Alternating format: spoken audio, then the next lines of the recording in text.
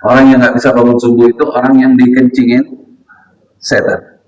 Saya mau tanya Pak, kalau Bapak ini dikencingin orang terima nggak? Ngamuk nggak? Hah? Ini setan lebih buruk dari manusia Pak. Bahkan lebih kotor, lebih menjijikkan dari kencingnya hewan. Kok bisa-bisanya mau? Dan ini hadis riwayat Imam Bukhari Muslim. Ada satu orang ya Rasulullah nggak bisa bangun subuh, tidur malam sampai pagi, maksudnya lewat subuhnya. Kata Nabi, "Laka rajul bala syaitan fi udhunih." Itu adalah orang yang dikencingin setan. Telinganya dikencingin setan. Nggak dengar sama sekali. Wallah. Ya salam. Ini ya salam apa wassalam nih? Ada apa mau dikencingin setan? Karena memang hijab ya, tertutup ya. Jadi kita nggak ada nyium baunya kencing itu. Tapi kencing itu akan berdampak. Berdampaknya kemana? Nanti kamu tidak suka dengar ayat-ayat suci Allah. Kamu tidak asik lagi dengar tausiah agama. Kamu suka dengar yang haram. Semoga Allah ampuni dosa-dosa kita. Allah rahmatin kita. Jadi gimana? Yang tidak mau dikencingi oleh setan, bangunlah. Ini waktu subuh. Ya usahakan sebelum azan subuh. Bangun. Kalau niat bisa pada hati. Kalau niat bisa.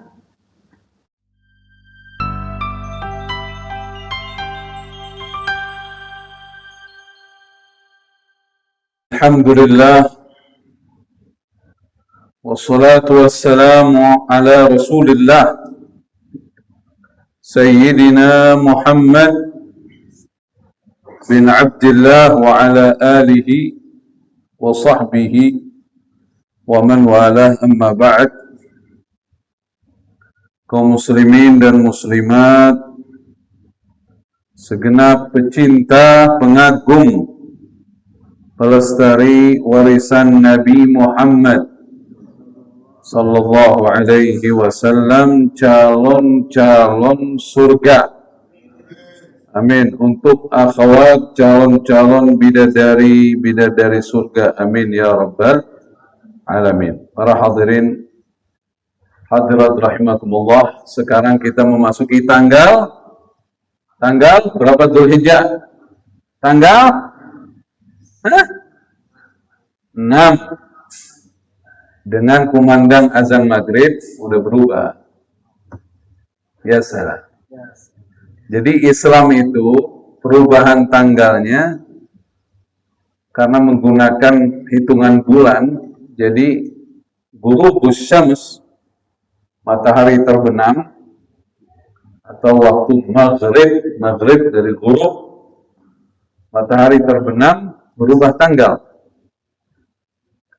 Satu-satunya agama yang menyambut tanggal baru dengan ibadah cuma Islam. Ya salam. Jadi kalau hitungannya benar-benar hitungan bulan. Ini begitu azan maghrib masuk tanggal 6. Tadi sebelum maghrib tanggal 5. Masuk tanggal 6 Dzulhijjah. Insya Allah mudah-mudahan suatu saat antum bisa berangkat haji. Yang udah berangkat insya Allah hajinya mabrur. Amin ya rabbal alamin. Ya salam. Jadi para hadirin, ini adalah hari yang terbaik dalam setahun. 10 hari pertama bulan Dzulhijjah. Karena Allah Subhanahu wa taala menggunakan sumpah dalam Al-Qur'an, wal fajri wa layalin 'ashr wasyaf'i wal watr. Wal fajri, Allah bersumpah atas nama waktu al-fajr. Fajar itu apa? Subuh. Subhanallah. Ulama sepakat semua yang digunakan kata sumpah oleh Allah berarti sesuatu itu adalah sesuatu yang mulia yang diciptakan oleh Allah. Terutama tentang waktu. Waktu itu sering dipakai sumpah sama Allah. Wal-laili, demi waktu malam. Wan-nahari, demi waktu siang. Wal-fajri, demi waktu fajar.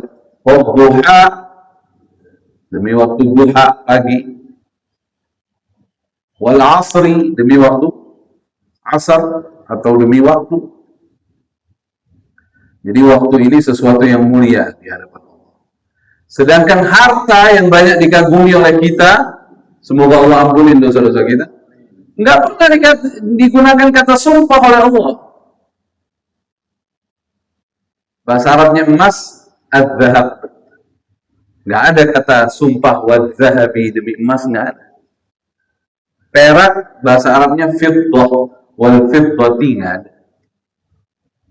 Tapi waktu sering digunakan kata sumpah. Sallu ala Nabi Muhammad. Allahumma salli wa sallim wa barik alaihi wa ala alihi. Makanya ada ungkapan dari kecil kita dengar, ada kalimat al-waqtu kas-sayf illam taqta'hu qata'ak. Al-waqtu kas-sayf. Waktu itu seperti apa? Pedang. Jika engkau tidak mematahkannya, kau akan terhunus dengan pedang. Artinya banyak orang yang tidak memanfaatkan waktu, mati karena sebab itu. Artinya mati apanya? Mati nanti akhiratnya. Mati harapan akhiratnya. Semoga Allah ampunin dosa-dosa kita. Ada sebagian ulama mengatakan yang paling tepat katanya bukan al-waqtu kas-sayf katanya, tapi al-waqtu kas-sail. Kas-sail. As-sail tahu artinya as-sail? Banjir yang arusnya kencang gitu. Jadi waktu itu seperti banjir yang arusnya kencang. Kalau kamu tidak segera menyeberang, kamu menetap di situ nggak jalan-jalan nanti, dan kamu akan mati dengan banjir itu. Istilahnya. Walhasil waktu ini dimanfaatkan. Dan Nabi kita Muhammad sallallahu alaihi wasallam bersabda, min husni islamil mar'i tarku ma la ya'ni. Termasuk kebaikan Islamnya seseorang, dia meninggalkan hal yang tidak penting, tidak manfaat. Maksudnya tidak manfaat di sini tidak manfaat untuk akhiratnya. Semoga Allah ampuni dosa-dosa kita. Allah rahmatin kita. Ya salam. Nanti ingatnya pulangnya ya salamnya dong nih kayaknya. Wal fajri, demi waktu fajar. Hati-hati loh. Saya mau sampaikan, tolong dengarkan baik-baik. Kejahatan terbesar terjadi di dunia itu waktu subuh. Bukan malam, bukan siang. Kejahatan terbesar di dunia terjadi di waktu subuh. Kalau ada orang nyolong ke rumah orang, semua hartanya diambil, kejahatan bukan? Kejahatan bukan? Kejahatan besar nggak? Atau perampok masuk rumah orang, ngambil semua hartanya, kejahatan besar nggak? Ada kejahatan lebih besar dari itu. Terjadi waktu subuh. Ketika seseorang tidak bangun subuh. Karena yang hilang bukan hanya harta dalam rumahnya, tapi yang hilang yang lebih baik dari dunia dan segalanya. Ada hadis dari Nabi kita Muhammad sallallahu alaihi wasallam, raq'atani minal fajri khairun minad dunya wa ma fiha. Atau kama qala Nabi sallallahu alaihi wasallam. 2 rakaat dari fajar, maksudnya bukan sholat subuhnya, 2 rakaat sunnah subuhnya. Kalau subuhnya ya lebih lagi. Sunnahnya aja udah seperti ini pahalanya, gimana subuhnya? Tetap pahala wajib di atas pahala sunnah. Nabi bilang 2 rakaat dari sunnah fajar lebih baik dari dunia dan seisinya. Kata sebagian ulama, kalau sunnahnya saja sudah seperti ini pahalanya, ya apa subuhnya? Sallu ala Nabi Muhammad. Allahumma salli wa sallim Mubarak Ali walali. Ya salamnya tunggu dari aneh, komando. Bisa nggak ceramah nih. Jadi 2 rakaat sunnah fajar ini ada khilafiyah. Khilafiyah ulama, antum mungkin sering dengar. Ada sebagian ulama mengartikan 2 rakaat sunnah fajar itu maksudnya sebelum azan subuh. Ada. Tapi ada juga pendapat mengatakan bukan itu. 2 rakaat sunnah fajar itu setelah azan subuh, sebelum sholat subuh. Buat kita yang nggak mau kehilangan keutamaan ini, 2-duanya aja kita jalani. Usahakan bangun sebelum azan subuh. Adalah kita sholat minimal 2 rakaat sebelum azan subuh, dan insya Allah sebelum sholat subuh kita sholat lagi 2 rakaat. Pasti dapat nggak? Pasti dapat. Karena nggak ada larangan juga sholat sebelum azan subuh. Jadi ada khilafiyah semacam ini mestinya menyemangatkan kita untuk mengamalkan dua-duanya. Shallu ala Nabi Muhammad SAW. Dan sunnahnya itu kalau qobliyah, sholat sunnah sebelum sholat subuh itu, rakaat pertama membaca al-insyirah. Bismillahirrahmanirrahim. Alam nashrah laka sadrak ila akhir surah. Setelah Al-Fatihah. Rakaat kedua setelah Al-Fatihah baca Al-Fil. Bismillahirrahmanirrahim. Alam tara kaifa fa'ala rabbuka bi ashabil fil. Katanya dikatakan siapa yang membaca surah Alam dan Alam tidak terkena alam. Yang baca surah Alam Nasrah sama Alam Tara di sunnah subuh 2 rakaat sebelum salat subuh itu, insya Allah tidak terkena alam, tidak terkena penyakit. Itu salah satu doa minta sehat. 2 rakaat sunnah subuh, rakaat pertama baca Al-Insyirah atau Alam Nasrah, rakaat kedua baca Al-Fil, Alam Tara kaifa fa'ala rabbuka bi ashabil. Hafal ya? Ya salam. Diamalkan. Jadi Allah Subhanahu wa taala bersumpah atas nama waktu subuh.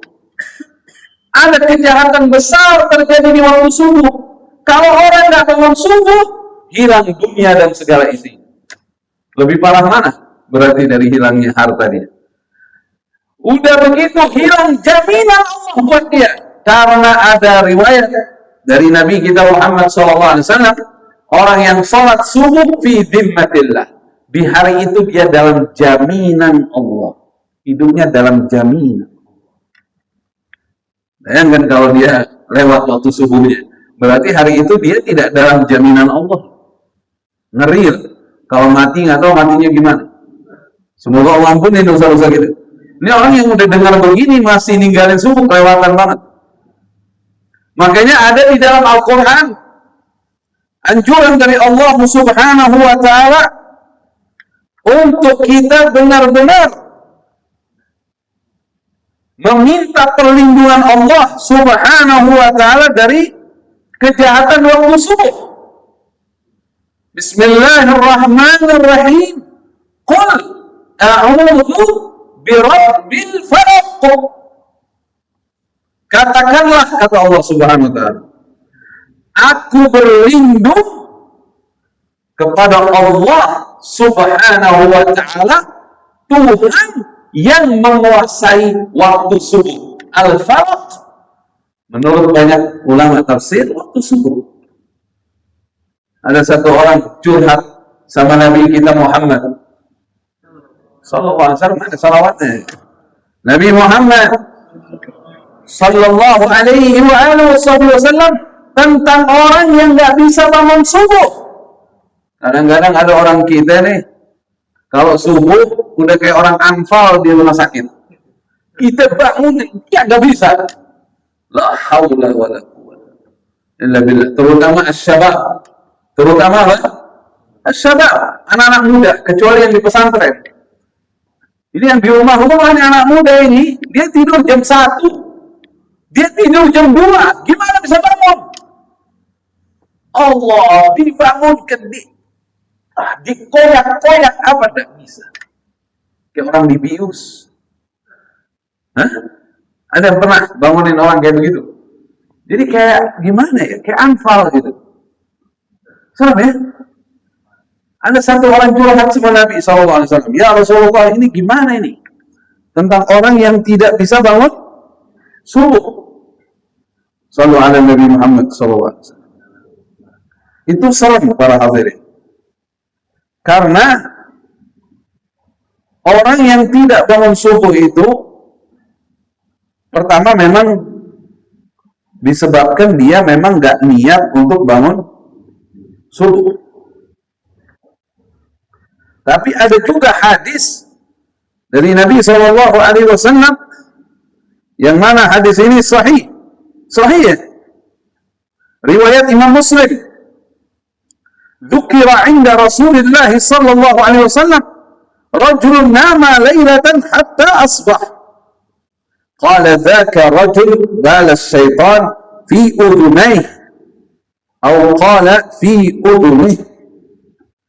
Dan hadis ini riwayat Imam Muslim, tapi riwayat juga Imam Al-Bukhari dari Al-Imam Abdullah bin Mas'ud radhiyallahu taala anhu tentang seorang laki-laki tidur malam sampai pagi, subuhnya lewat. Kata Nabi SAW, itu adalah seseorang yang setan mincing di kedua telinganya. Dalam riwayat lain, di telinganya. Dikencingin setan. Orang yang nggak bisa bangun subuh itu orang yang dikencingin setan. Saya mau tanya Pak, kalau Bapak nih dikencingin orang, terima nggak? Ngamuk nggak? Hah? Ini setan lebih buruk dari manusia, Pak. Bahkan lebih kotor, lebih menjijikkan dari kencingnya hewan. Kok bisa-bisanya mau?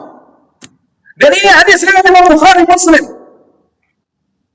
Ada satu orang, ya Rasulullah, nggak bisa bangun subuh, tidur malam sampai pagi, maksudnya lewat subuhnya. Kata Nabi, dzaka rajul bala syaitan fi udhunihi. Itu adalah orang yang dikencingin setan. Telinganya dikencingin setan. Gak dengar sama sekali. Wallah.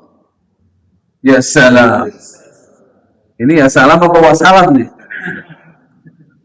Ada apa mau dikencingin setan? Karena memang hijab ya, tertutup ya. Jadi kita nggak ada nyium baunya kencing itu.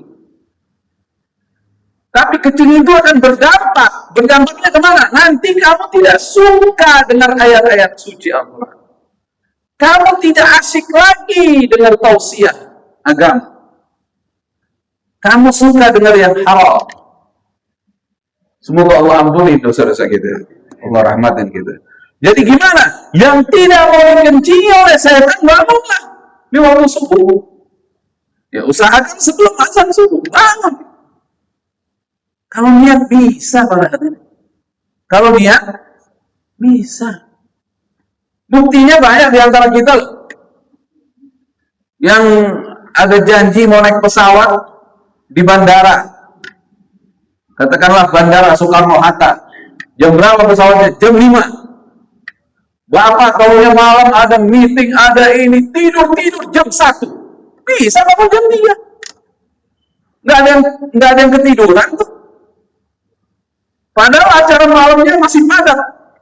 Jam 1 baru tidur. Jam 3 bisa bangun. Karena apa?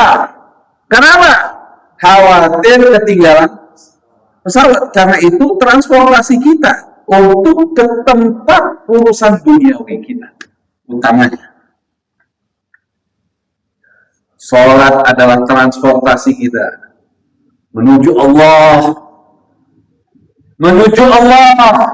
Kendaraan kita untuk keselamatan kita, kendaraan kita untuk kebahagiaan kita. Kenapa kita tidak pentingkan para hadirin? Pada naik pesawat itu belum tentu antum selamat. Nggak tahu itu pesawat penyebab keselamatan antum apa penyebab kecelakaan. Wallahu a'lam bishawab.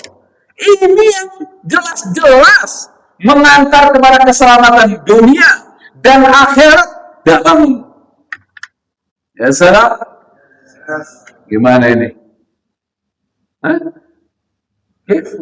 Semoga Allah ampuni dosa-dosa kita. Allah rahmatin kita. Wal fajri. Hati-hati. Ada kejahatan di waktu subuh, yaitu setan ngencingin kita. Akhirnya kita nggak bisa bangun. Dengan kita nggak bangun, bukan cuma harta yang sedikit yang hilang, yang lebih baik dari dunia dan seisinya. Ini kejahatan terbesar terjadi di waktu subuh.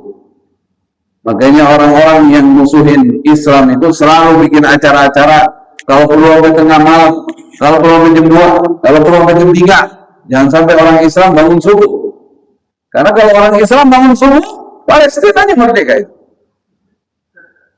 Ini semua yang teriak bela Palestina subuhnya di mana? Harusnya ke masjid. Karena yang ditakutin Yahudi itu kalau subuhnya penuh. Kayak Jumatan takut ya. Nah, berarti udah datang pertolongan Allah buat hamba-hamba yang beriman. Ya salam. Ente yang bangun subuh, apalagi habis subuh jangan tidur. Sampai subuh. Banyak zikir, banyak zikir. Ini habis subuh ngapain? Nah, ada orang habis subuh tidur lagi, penyakitan nanti. Nabi Muhammad SAW tidak tidur dari subuh sampai subuh. Dari asar sampai isya, Nabi nggak mau tidur di jam itu. Dan Nabi menganjurkan kita jangan sampai tidur di jam itu. As-subhatu diantaranya ada hadis Nabi kita Muhammad SAW. As-subhatu tamna'u rizq. Tidur pagi mencegah rezeki. Rezeki apa? Salah satunya, ente bayangin, orang yang sholat subuh jamaah, kemudian dia duduk, artinya dia berzikir tetap kepada Allah Subhanahu wa Ta'ala sampai waktu syuruk. Kemudian dia sholat sunnah Isra 2 rakaat, dia diberikan oleh Allah seperti pahala haji umrah. Sempurna. Hadisnya riwayat Imam At-Tirmidzi. Derajat hadis hasan, tidak dhaif. Nah, buat ada sebagian orang yang, saya nggak mau pakai hadis dhaif. Ini hadis tidak dhaif. Kenapa tidak diamalkan? Man shallal ghadata, bunyi hadis.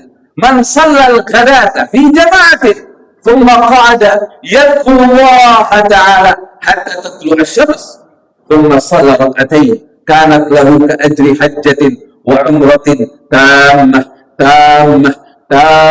Siapa orang sholat subuh jamaah, kemudian dia tetap duduk di masjid, dia berzikir kepada Allah sampai matahari terbit, kurang lebih 1/4 jam setelah azan subuh. Kemudian dia sholat 2 rakaat, sholat sunnah Isra', maka baginya pahala seperti orang haji umrah sempurna. Hah? Ya salam. Ente bukannya kepengen haji tiap tahun. Ini bisa dapat pahalanya tiap hari. Pahalanya bukan menggugurkan kewajiban haji. Kewajiban haji bagi tiap orang sekali seumur hidup. Tapi ini pahalanya seperti pahala haji umrah. Anehnya banyak yang ninggalin. Udah gitu hadisnya kuat, anehnya masih banyak yang ninggalin. Orang dulu, kalau dia diajak urusan dunia, gobla syur, semua nolak. Orang-orang yang beriman ini, dia bilang, ba'da syuruk, dia bilang. Nanti urusan dunia ini, habis terbit matahari, ayo kita mau ngapain, mau nanam kayak mau. Sekarang mau ngaji, pahala haji dulu nih. Haji umrah dulu yang mau kejar. Para hadirin, buat kita, orang-orang yang amal solehnya kurang, dosanya banyak, kalau ada bonus-bonus kayak gini jangan ditinggalin. Kita kan nggak bisa zikir dari pagi sampai siang, dari siang sampai asar. Kita kan bukan orang yang ahli begitu. Yang minimal ini waktu-waktu yang mustajab, waktu-waktu yang dimana pahalanya besar, ambil bagian di situ, ambil bagianmu di situ. Ini mau yusawi dengan 1 miliar, 2 miliar, gak ada apa-apanya sama subuh. Maka orang yang udah mengerti akan ilmu ini, dia nggak bakal sia-siakan. Subuh suruh, nggak ada urusan dulu, nanti. Ba'da suruh, kecuali usul. Nggak ada usul, nggak ada urusan. Itu pun kalau usul, misalnya dia harus naik pesawat lah, atau harus naik kereta, itu tidak berhenti dia berzikir kepada Allah sampai waktu subuh. Gak bakal dia hilangin ini kesempatan. Dan ini belum tentu antum hidup hari itu, antum ada kesempatan hidup besok. Ya salam gitu. Ya salam. Sallu ala Nabi Muhammad. Allahumma shalli wa sallim wa barik.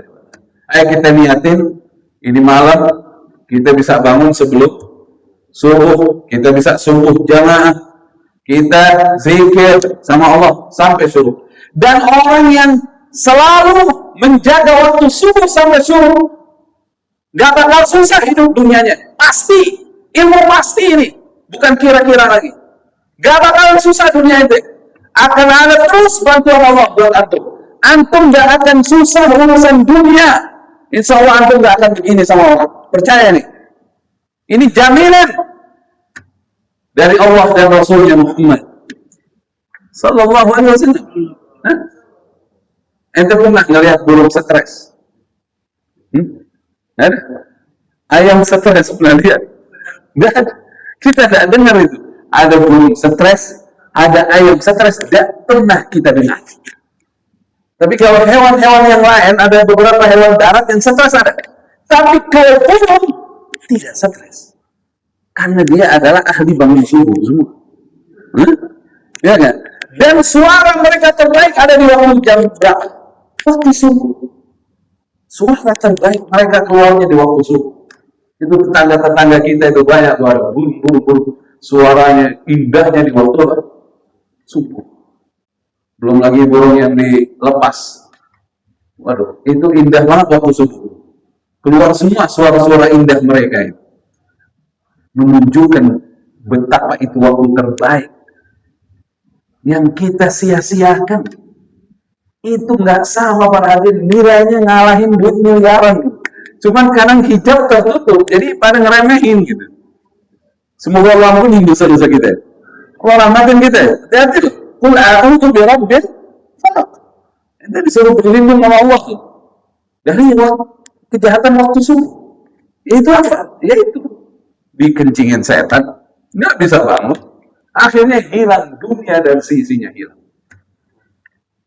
Sallallahu alaihi Nabi Muhammad. Sama jangan tidur habis asar. Ada riwayat mengatakan, man nama ba'da al-'asri fakhtulisa 'aqluh fala yalumanna illa nafsah. Siapa orang tidur habis asar? Siapa orang tidur habis asar? Kemudian hilang akalnya, maksudnya jadi tidak waras, hilang akalnya, jangan salahkan kecuali dirinya sendiri. Ada sebagian mengatakan hadis ini dhaif. Tapi dalam kenyataannya terbukti secara ilmiah.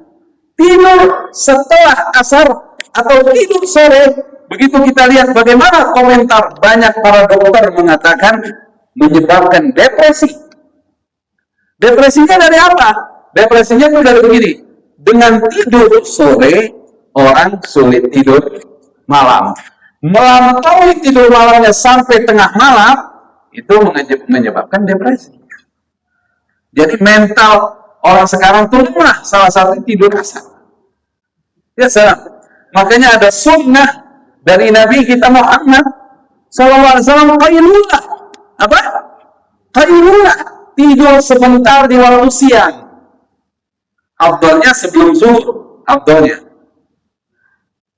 Pokoknya siang hatta sebentar, hatta 10 menit, 15 menit.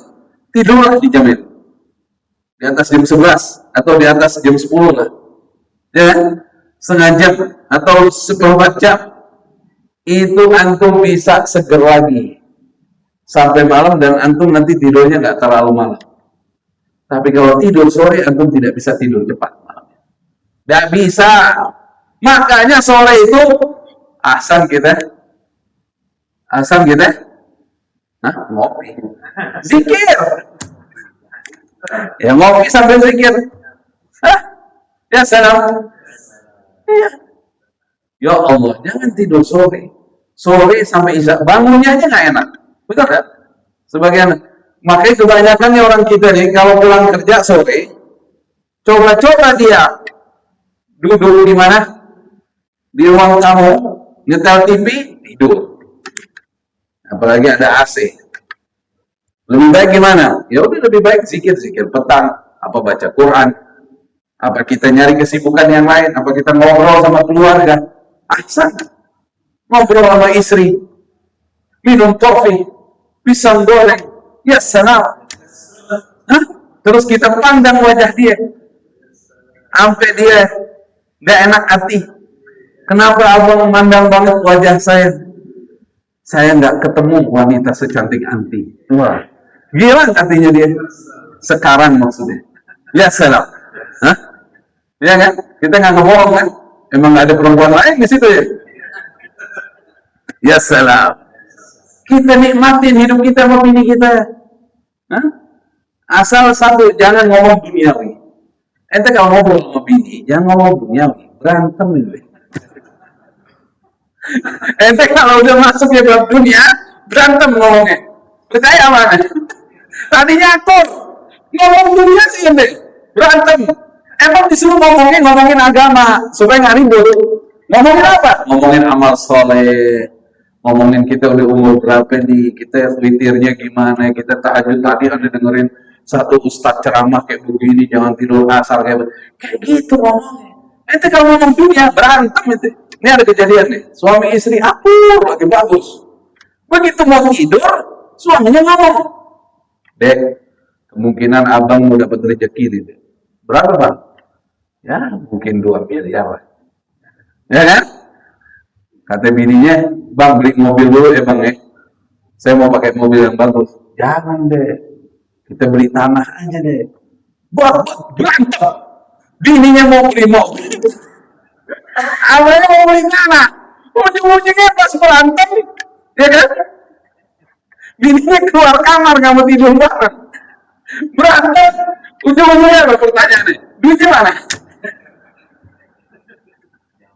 Jangan ngomong dunia sama Harim, sama istri jangan ngomong dunia. Udah, ngomong akhirat, ngomong Rasulullah SAW, ngomong cerita sahabat, cerita para wali, enak kita ngobrol sama kita. Jangan cerita dunia sama dia. Udah, dia kalau lagi ngomong dunia kita iya aja, insya Allah, amin ya rabbal alamin, insya Allah, udah jangan lebih dari itu. Katanya insya Allah, amin ya rabbal alamin, udah itu aja.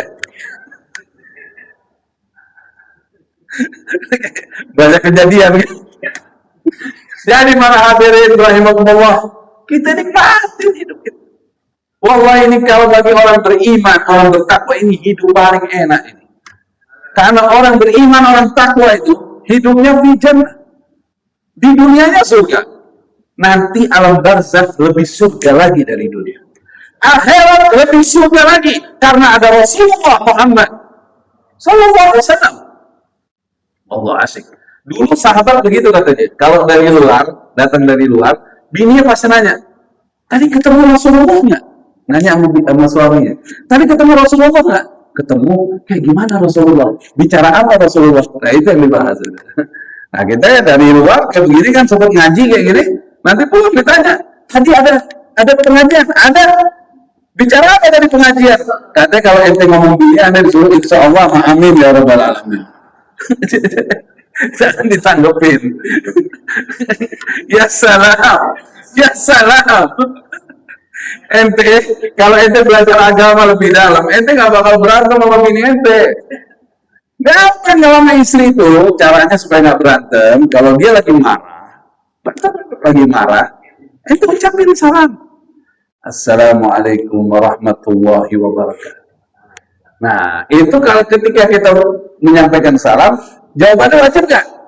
Wajib. Dia jawab selesai nggak? Selesai. Waalaikumsalam warahmatullahi wabarakatuh. Selesai kan? Tapi kalau dia nggak jawab, ente salam lagi yang kedua. Nggak jawab lagi, salam lagi yang ketiga. 3 kali nggak dijawab, bacakan ayatul kursi udah. Babnya lain nih. Hah? Bab ruqyah nih. Allahu la ilaha illa huwal hayyul qayyum, selesai. Ya salam. Para hadirin, hidup ini ikutin caranya Nabi kita Muhammad SAW. Wal fajri, demi waktu fajar, walayalin ashar, demi 10 malam. Al-Imam Abdullah ibn Abbas radhiyallahu ta'ala anhuma menafsirkan 10 malam di sini adalah 10 hari pertama Zulhijjah.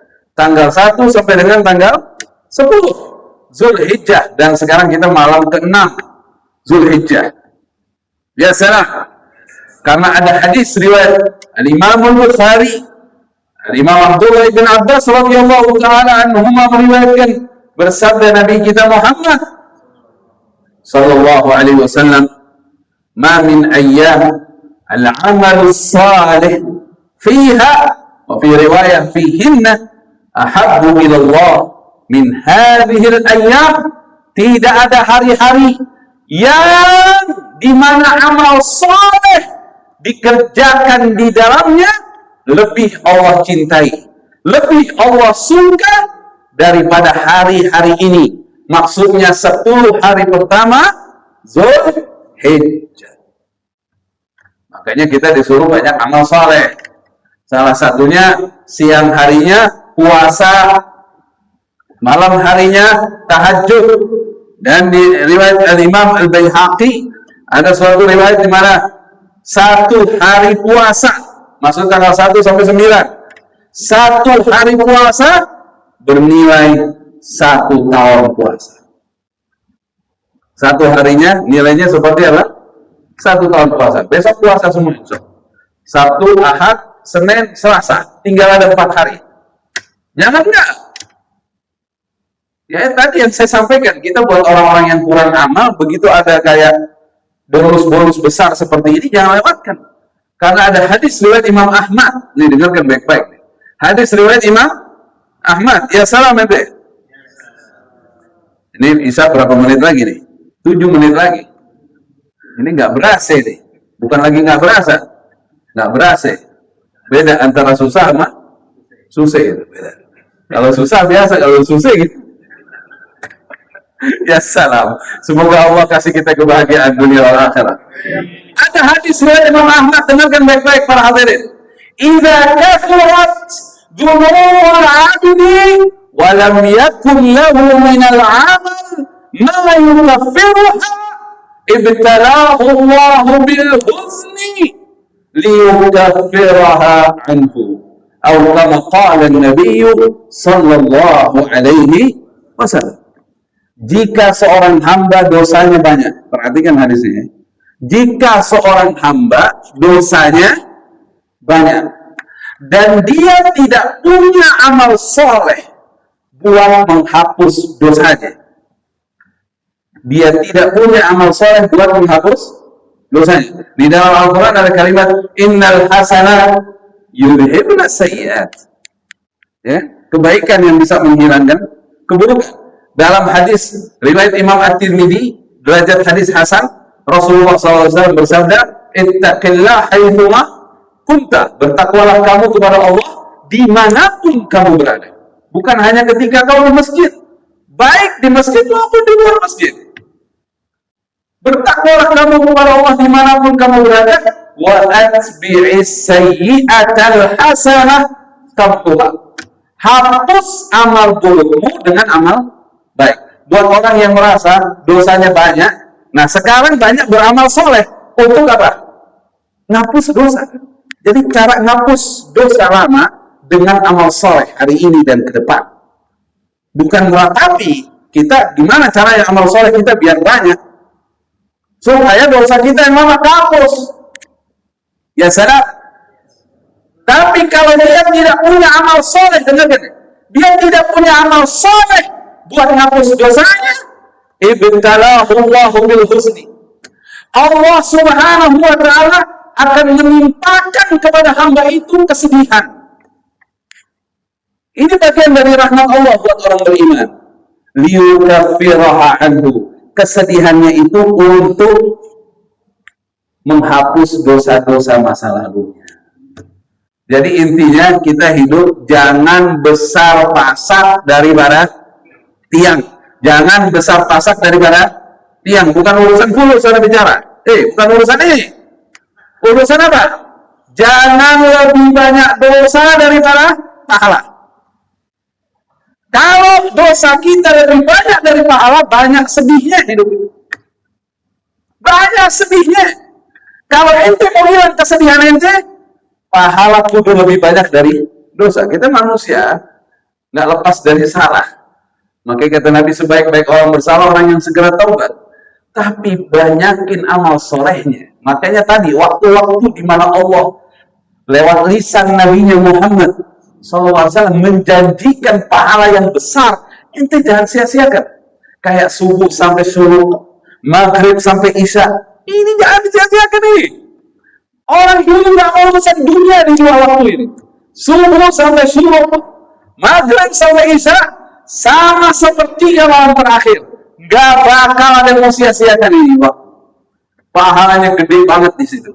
Kalau kita gunakan untuk berzikir kepada Allah Subhanahu wa Ta'ala, insya Allah mulai sekarang kita menjadi orang yang lebih baik. Jangan sampai tadi dosa lebih banyak daripada amal soleh. Akhirnya terkena apa? Kesedihan. Makanya antum banyak nggak ketemu orang, dia padahal kalau kita lihat penglihatan kita, ini orang ujiannya banyak. Tapi kalau ketemu orang tuh gembiranya itu nggak dibikin-bikin gitu, kayak senang banget. Masya Allah, nyirnya tuh gampang gitu. Ada orang kita lihat perasaannya orang jabatannya tinggi, duniawinya, perasaannya orang duitnya banyak, tapi ketemu dia, jangankan dia, kita ikut support. Gimana dia? Kita begitu dengar curhatannya, kita ikut support. Ini kenapa nih? Ada yang salah nih, yaitu masalahnya. Al-huzn bukan sebab kesulitan, bukan sebab penyakit. Ente pernah nggak ketemu orang sakitnya parah, tapi dia menunjukkan dia lebih bahagia dari ente. Anak yakin antum pernah ketemu itu. Beberapa orang soleh yang kita lihat sakitnya parah, tapi kok lebih bahagia dari kita gitu. Nah, itu parah. Kebahagiaan itu pemberian dari Allah Subhanahu wa Ta'ala. Orang yang amal solehnya lebih banyak dari dosanya, dia tutup dosanya dengan amal soleh, jadi masih ada saldonya. Ini yang bikin dia hidup gila, senang, bahagia. Ujiannya nggak bisa bikin dia sedih, kesulitannya nggak bikin dia sedih, dia senang. Jadi ente bilang sekarang mau bahagia banyakin duit, mau bahagia banyakin duit, nggak ada buktinya. Ada satu orang bilang begini, kalau penghasilan kita setahun 500 juta, maka hidup kita bahagia. Itu yang ngomong begitu, duitnya masih nyari duit. Duitnya udah triliun, tapi masih nyari duit. Dia ngomongnya begitu, berarti belum. Ya salah betul. Bukan di situ kebahagiaan, bukan faktor di situ. Faktornya ini pemberian dari Allah, dan Allah karuniakan hanya pada orang yang amal solehnya lebih banyak daripada dosanya. Semoga Allah ampuni dosa-dosa kita, Allah rahmatin kita, insya Allah semua diluaskan rezeki. Jangan lupa kurban hanya 4 hari dalam setahun, 10, 11, 12, 13 dari Dzulhijjah. Ada rezeki kurban, tidak ada batasan. Mau paling banyak, mau sapi 2, 3, silakan. Emang harus 1 kambing? Ada banyak riwayatnya. Ada yang Nabi pernah nyembelih 1 ekor kambing. Tapi ada juga riwayat Nabi pernah kurban 100 ekor unta. Jadi artinya ya, dilihat kemampuan antum. Dan kurban ini adalah nilainya antum langsung dekat sama Allah. Jangan takut urusan kurban. Gak ada orang miskin karena sedekah, apalagi kurban. Kurban itu di atas sedekah nilai. Barakallahu fikum. Subhanakallahumma wa bihamdik, asyhadu an la ilaha illa anta, astaghfiruka wa atubu ilaik. Allah berkahi insyaallah Masjid Nurul Hidayah. Semua yang berjuang di masjid ini, yang menyumbangkan hartanya di masjid ini, yang sholat di masjid ini, yang doa di masjid ini, insyaallah semuanya dikabul oleh Allah. Subhanahu wa ta'ala, sebagaimana berkumpul di dunia, kelak dikumpulkan di akhirat fi jannah insyaallah. Barakallahu fikum. Wassalamualaikum warahmatullahi wabarakatuh.